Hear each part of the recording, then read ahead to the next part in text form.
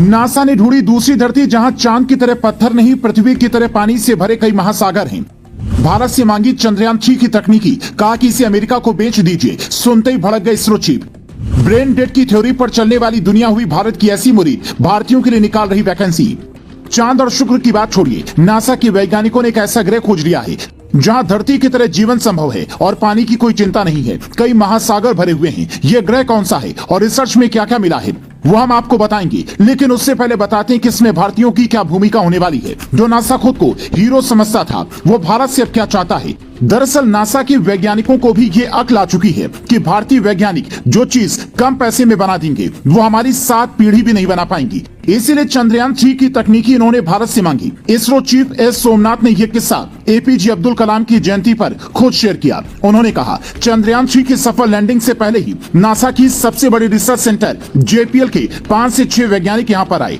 हमने उन्हें सारी चीजें समझाई। इंजीनियर्स ने इसे कैसे बनाया, ये कैसे लैंड होगा, जिससे सुनने के बाद उन्होंने कहा, नो कमेंट, सब अच्छा होगा।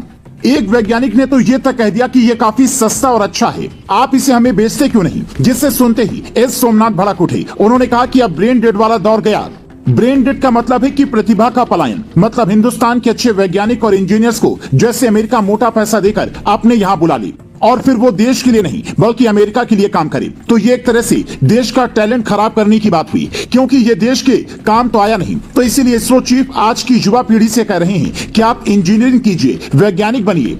तो ये मत सोचिए कि विदेश जाकर अच्छा पैसा कमाएंगे, बल्कि ये सोचिए कि ऐसी तकनीकी बनाएंगे कि विदेश से चलकर लोग खुद उसे देखने यहाँ पर आएंगे। इसीलिए अगर आप अमेरिका, ब्रिटेन, ऑस्ट्रेलिया, जापान या जर्मनी में नौकरी करना चाहते हैं तो समझिए कि अब वो सपना आसान होने वाला है। ये सारे देश भारत के इतने मुरीद हैं कि यहाँ के युवाओं को अपने यहाँ पर नौकरी देने में ज्यादा वक्त नहीं लगा रही हैं, क्योंकि उन्हें पता है इनके तेज दिमाग के दम पर हम दुनिया के कई अनसुलझे रहस्य सुलझा सकते हैं। और एक ऐसा ही अनसुलझा रहस्य है पृथ्वी के अलावा दूसरे ग्रह पर जीवन की तलाश करना। नासा ने जो जानकारी अभी जुटाई है उसके मुताबिक K2-18b नाम का एक एक्सो प्लेनेट पृथ्वी से 8.6 गुना ज्यादा बड़ा है, जिसकी खोज जेम्स वेब टेलीस्कोप ने की है। यह पृथ्वी से 120 प्रकाश वर्ष दूर है। यह बौने ग्रह K2-18 की परिक्रमा करता है।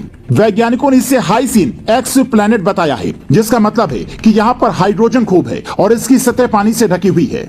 अब जहाँ पानी होगा वहाँ जीवन की संभावना थोड़ी आसान हो जाती है। चांद पर इसीलिए इंसान अब तक पानी ढूंढने की कोशिश में लगा है। ये जो ग्रह है इसके बारे में जानकारी अभी ही सामने आई है, इसीलिए इसके बारे में ज्यादा कुछ कहना जल्दबाजी होगी।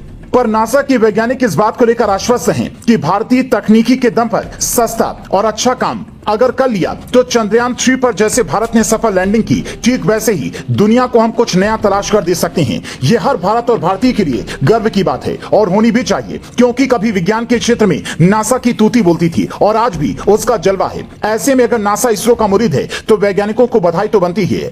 साथ ही ये स्टोरी उन लोगों तक भी पहुंचनी चाहिए जिन्हें लगता है कि पीएम मोदी के नेतृत्व में देश विकास नहीं कर रहा है, क्योंकि कुछ नेता अखबारों और टीवी पर विज्ञापन निकलवाकर अपनी तारीफ तो करवा लेंगे, पर जब दूसरे देश तारीफ करें तो असली सफलता तभी मानी जाती है। इसरो चीफ ने जो किस्सा सुनाया उससे साफ ही कि अमेरिका अगर किसी नए प्रोजेक्ट पर काम करेगा तो जरूर सोचेगा कि भारतीय टैलेंट का इस्तेमाल किया जाए, उनसे जानकारी जुटाई जाए, और जब वो ऐसा करेगा तो बाकी की स्पेस एजेंसियां भी उसकी ही राह पर चलेंगी, जिसका मतलब है कि भारतीय टैलेंट की डिमांड विदेशों में भी बढ़ने वाली है। इसीलिए अभी से तैयारी में जुट जाइए और विदेश जाइए, अच्छी चीजें सीखिए, फिर हिंदुस्तान आकर उसका इस्तेमाल कीजिए।